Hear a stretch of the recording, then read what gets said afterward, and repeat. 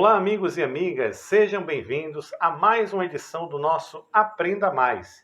No episódio de ontem, falamos sobre o primeiro tema, conhecendo e conceituando princípios do Reino de Deus. Hoje, abordaremos o tema O que é um reino? Se você ainda não me conhece, eu sou o Pastor Danilo e te convido a participar conosco de mais uma série do Aprenda Mais, a sua faculdade em pequenas doses. Se você não se inscreveu no nosso canal, não se esquece, faça a sua inscrição agora. Clica aqui no sininho que você será informado de todo o material que nós iremos publicar. No episódio de hoje, vamos abordar o segundo tema, o que é um reino. E no episódio de ontem, chamamos a atenção para o poder e a importância do conceito quando desejamos compreender e comunicar as nossas ideias. E é mais importante destacar que Deus, o Criador, escolheu um conceito de reino para nos comunicar o seu propósito. Mas o que é exatamente um reino? O conceito de reino nasceu no coração do homem, colocado lá por seu Criador, como propósito pelo qual foi criado.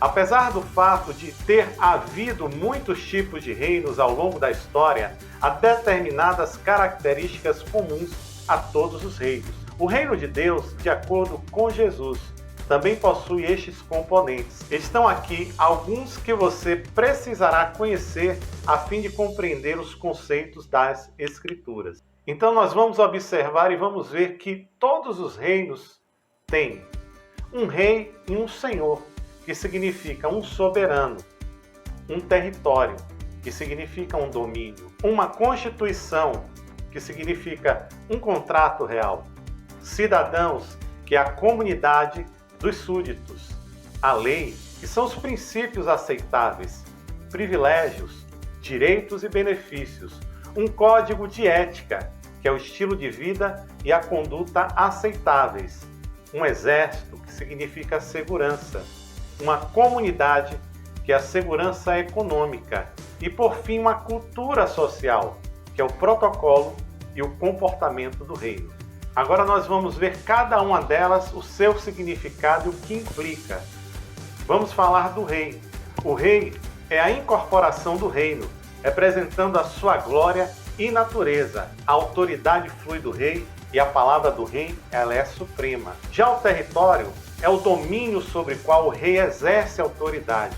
O território, os seus recursos e o povo são todos propriedade pessoal do rei. O rei por direito possui tudo e, consequentemente, é considerado senhor de tudo. A palavra senhor denota propriedade por direito.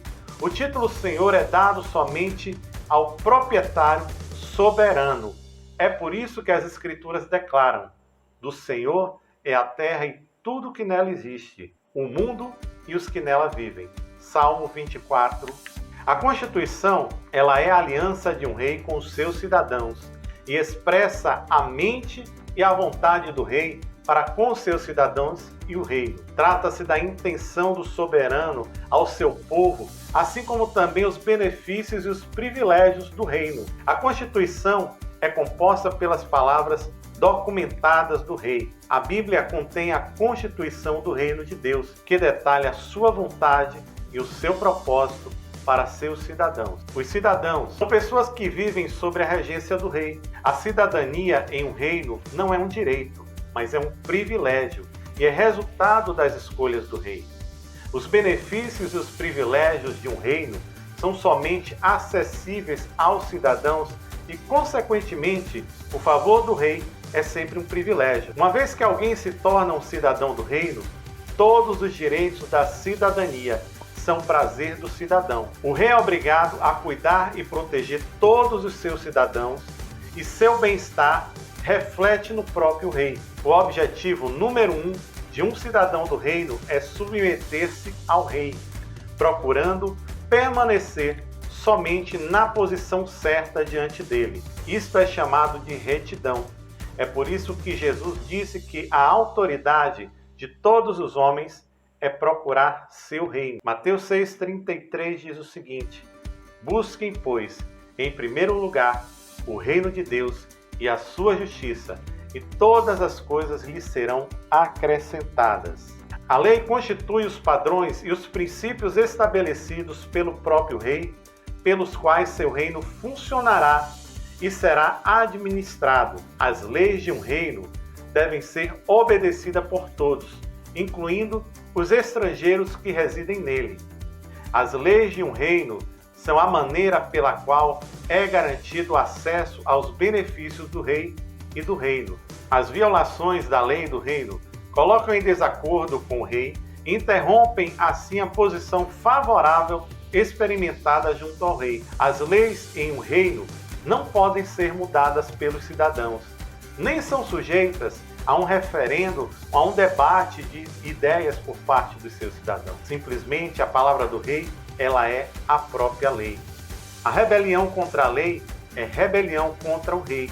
O rei Davi compreendeu este princípio da palavra real quando ele afirmou: voltando para o teu santo templo, eu me prostrarei e renderei graças ao teu nome, por causa do teu amor e da tua fidelidade, pois exaltaste acima de todas as coisas o teu nome e a tua palavra. Salmo 138, versículo 2. Os privilégios são os benefícios que o rei dá a seus cidadãos fiéis. No reino tem privilégios. Este aspecto em um reino é muito diferente de outras formas de governo. Em um reino, a cidadania é desejada sempre pelas pessoas porque, uma vez que você está no reino, o rei é pessoalmente responsável por você e por todas as suas necessidades. Além do mais, porque um rei possui tudo dentro do seu reino, pode dar a qualquer cidadão o quanto quiser da sua riqueza conforme ele desejar.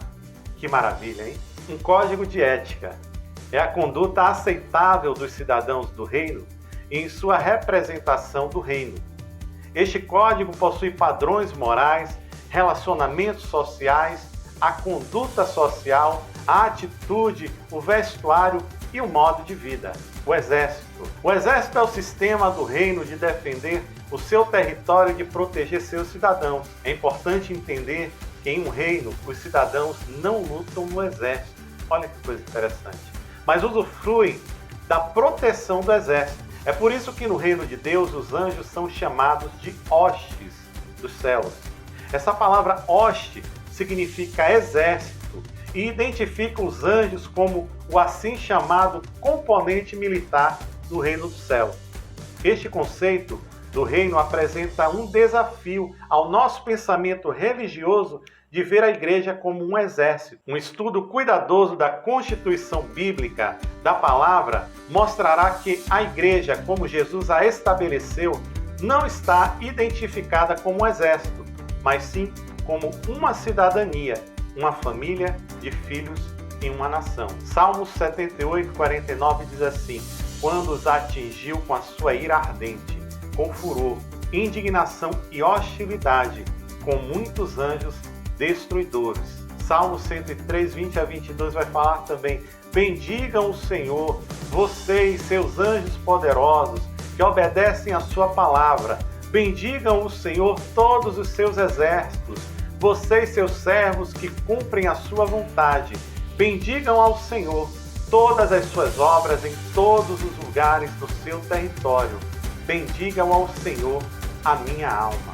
Aleluia. Uma comunidade é o sistema econômico de um reino que garante a cada cidadão acesso igual à segurança financeira. Em um reino, o termo comunidade é usado porque o desejo do rei é que todos os cidadãos compartilhem e se beneficiem da riqueza do reino. A glória do reino está na alegria e na saúde de seus cidadãos.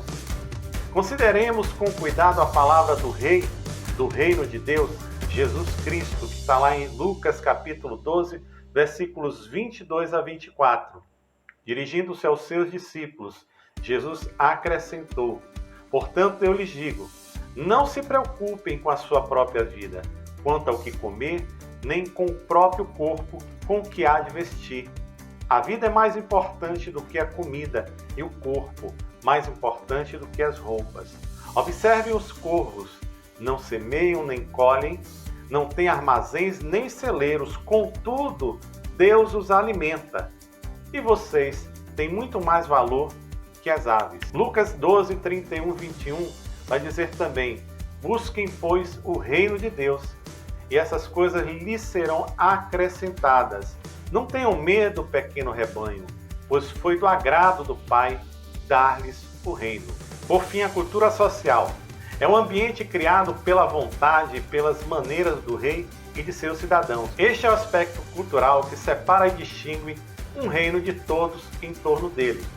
É a cultura que expressa a natureza do rei, com o estilo de vida dos seus cidadãos. Esta distinção na cultura do reino é evidenciada na palavra do Senhor Jesus, quando disse repetidamente no livro de Mateus: vocês ouviram o que foi dito aos seus antepassados, mas eu lhes digo, Mateus 5, 21, 22, e outra vez, não será assim entre vocês, Mateus 20, 26.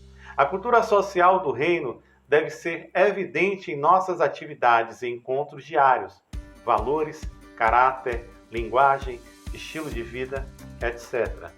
Além do que acabamos de ver, todos os reinos consistem de um número de componentes necessários para que funcionem de forma eficaz. Todos os reinos, incluindo o reino de Deus, têm um programa de saúde, que é a cura, um programa de educação, que é o Ministério de Ensino do Espírito Santo, um sistema tributário, são os dízimos e as ofertas, um sistema de comunicação central, são os dons do Espírito Santo, um corpo diplomático, são os embaixadores de Cristo, um sistema de administração é a ministração do Espírito Santo através da humanidade chamada Igreja, e uma economia, que é o sistema de dar e receber, há tempo de semear e há tempo de colher. Amém? Um estudo cuidadoso da mensagem bíblica e a apresentação da mensagem do Reino de Deus por Jesus ilustrarão a presença de todos esses componentes e características da vida no Reino de Deus. Entretanto, o mais extraordinário elemento que distingue o Reino de Deus de qualquer outro reino é o conceito de que todos os seus cidadãos são parentes do rei, e eles mesmos são reis. Esta foi a mensagem trazida à Terra pelo Senhor Jesus Cristo. No episódio de hoje, nos aprofundamos em conhecer os elementos e componentes do reino. Então fica ligado no nosso canal e amanhã no mesmo horário de hoje nos encontraremos para o terceiro episódio da série Aprenda Mais, a sua faculdade em pequenas doses. Até amanhã. Deus os abençoe.